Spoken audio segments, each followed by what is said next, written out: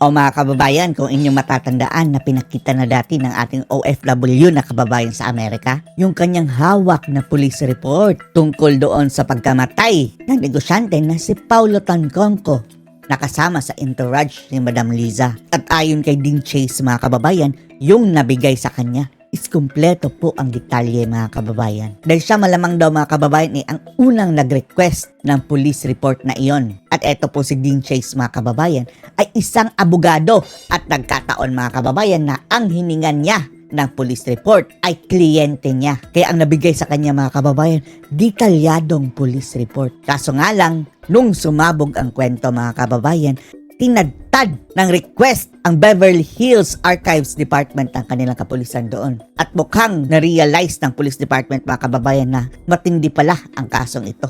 Dahil sa sobrang daming nag-request ng police report. At isa sa nakapag-request doon mga kababayan ay etong si Binibining Maharlika. Kaso nga lang mga kababayan ang nakuha niyang police report ay ang nakalagay doon. Hindi pa muna daw i-disclose ang buong detalye. Dahil ongoing pa rin daw hanggang ngayon ang kaso. Pero inilagay din dito mga kababayan ang pinangyarihan at oras ng insidente. Panoorin niyo po ha. So ito yung hawak ko, police report po ito na pinrint Maharlika, pahiram muna itong video. natin na ako mismo ang nag-request nito. Pero dito, kasi mahalaga ito mga kababayan, itong binigay na ito, yung crime incident, Crime investigation. Crime incident ang tawag mga kababayan ha.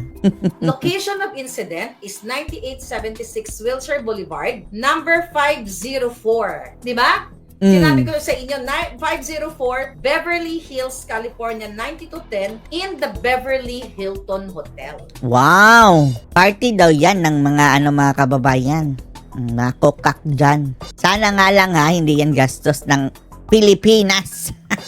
Yun ang sinabi ko sa inyo na may namatay na kasama ni Lisa Tanas sa kanilang pagpunta dito sa Amerika at ito ay namatay sa Beverly Hilton. May mga lumabas pa nga nun eh. Eto mga kababayan, kahit anong deny nila sa lahat ng bagay, isa lang ang hindi nila pwedeng i-deny, na mayroong namatay dahil namatay na eh. Hindi na nila mabubuhay mga kababayan. At yan ang ating inaabangan kung ano talaga yung publicly na ilalabas ng police department ng Beverly Hills. Dahil ongoing pa ang investigation eh. Yun sana inaantay natin mga kababayan yung full police report na kung saan sabi ni Dean Chase andun ang pangalan ni Madam Liza at yung mga cocaine mga kababayan at si VP Inday Sara mayroon ding tila hawak na ebidensya Na kesyo namatay daw sa anong hotel yun, sa isa sa mga pinupuntahan ko ring hotel na nagsa-social climbing 101 ako. Di sa, minsan in Beverly Hills, Astoria. Right? Is it Astoria? So parang nagsinungaling pala na hindi sa Hilton namatay? Ewan lang natin. Hindi natin alam ang kwento God na yan. help me. Okay, yung high-end dyan na hotel. Ngayon, mga paday, papabasa ko sa inyo ang result, ang ano na ito, itong babasahin ko sa inyo. Yeah, Waldorf Astoria. Tama ako, alright? Waldorf Astoria. Dami kasi Astoria. May lumalabas na ganun. Pero di ba kung natatandaan ninyo, ang aking vlog, Waldorf Hotel. Tama, Waldorf Astoria. Waldorf. Correct. So, kung natatandaan ninyo, sinabi ko sa inyo na di ba? Gumaganon-ganon ako. Hindi ko pa masabi-sabi sa inyo noon na Beverly Hilton kasi wala pa tayong hawak na black and white. Right? Pero this time, this is, nakapangalan to sa akin ha. Para lang po sa inyong kaalwanan. Siya ang nag-request eh. Nakapangalan to sa akin. Nakita niyo ba yan? Claire Castro? Ay hindi, Eden Contreras. Claire Maharlika Network, LLC. Naka-address yan sa akin. Hindi ko kinukuble ang aking pagkakailanlan dahil ang ganda-ganda naman ang pangalan ko, right? At ang alindog natin, ha? Everyday. So, dito sa crime incident, Crime nakita niyo yung crime incident. Ilayo na lang natin. Ilapit talaga mga kababayan. O crime incident. Krimen pala mga kababayan. Sabi inatake. Diba? Yan ang pinapalabas ng unang balita mga kababayan. Inatake. Bakit crime? Bakit crime ang nakalagay? Okay. Ayan yung crime incident. Police report yan ha sa Amerika. Alright. Yan. Malayo. Pag malayo, Nababasa pa rin babasa ninyo. Okay? Sabi sa crime incident, kahit screenshot nyo. Okay, death investigation. Yan, sinabi ko na yung address. Reported date. Ito, napakamahalaga ito. Okay? Reported date is March 8, 2025, 11:32 a.m. AM. Date time of incident, March 8, 2025, 11:32 a.m. pa rin. Victim age, 44 years old. Okay? Tapos ang summary of incident dito, on Saturday, March 8, 2025, approximately 11:30 hours, okay, 11:30 hours officers, 11:30 a.m. Hours, officers were dispatched to the Beverly Hilton Hotel regarding a person not breathing. Alright? Officers entered room and observed hotel security performing chest compressions on an CPR. unconscious male subject. Okay? Subject officer took over while life-saving measures and subject was pronounced deceased at 12:05. Okay? O, tama. Report incident, tama, 11:32 a.m. Tapos, ayun na nga, date of incident, 11:32 a.m. So, the-report dito, took over with life-saving measures. So, sinubukan siyang iligtas. Subject was pronounced deceased at 12:05 hours by paramedics. Ayan na, ito po ay naka-address sa akin na. Ayan, may pirma yan. Okay, ito, pakita natin. Okay? Ayan. Hindi makita.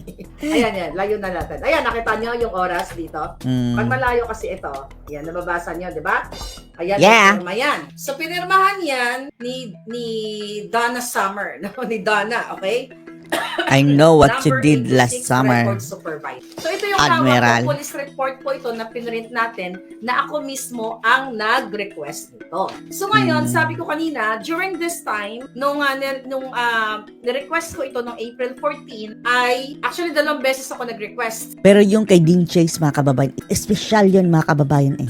Dahil after the noon, mga kababayan, hindi na nag-release ang Beverly Hills Police Department ng ganong klaseng report. Dahil nagkataon, mga kababayan, yung kanyang nirequestan, kliyente niya, kakilala niya, mga kababayan. Kaya nabigyan siya. And then, lawyer pa si Dean Chase, mga kababayan, ha. Kaya nabigyan siya ng full police report. Sabi niya. March, di ba yung una, pinakita ko sa inyo, March 25, I believe, sayang hindi ko na-prepare. Then, pangalawang request ko na to. Kasi during that time, wala pa silang maipoprovide na information. Ngayon, klaro na may namatay talaga noong alas 12:05 dito sa Beverly Hills Hilton Hotel, March 8, 2025. I-take note Yan. yung March 8, 12:05, 2025. Kasi Sino nga ba yung namatay? Sino nga ba yun? Paulo Tancongco. Ito ba siya, mga kababayan, ng katabi ni Madam Lisa? Viral ito na video eh. Ang lakas pang kumain ni Admiral yan, mga kababayan. nga, mga kababayan, ito ay napakahalagang bagay, napakahalagang impormasyon sa mga krimen na nagaganap sa iba't ibang bahagi ng mundo. Okay? Tingnan natin. Ngayon, okay, titignan lang natin dito ang, I think may letter. Meron na kasi akong letter na statement. Alright, here we go. Kasi nag-ready na ako ng letter next sa Beverly Hilton. Beverly Kapag ma-case close na kasi, mga kababayan, i-release na yan. Police Department. Dahil sinabi Yung niya full kanina, police report. at sinabi ko kanina doon sa letter, dito sa letter na ito, na may binabanggit siya na government code. Here's the government, kahit i-google nyo pa yan, government code 9723600. Okay? Yung government code na yan, na 9723600, yan po yung nakalagay dito, sabi ko, allegedly under the influence of illegal substances. This incident has been widely discussed due to its alleged connection to the First Lady Satanas of the Republic of the Philippines. Basta, mga kababayan, antabayanan natin kung magre-release na ng full police report, mga kababayan, ang Beverly Hills Archives Department.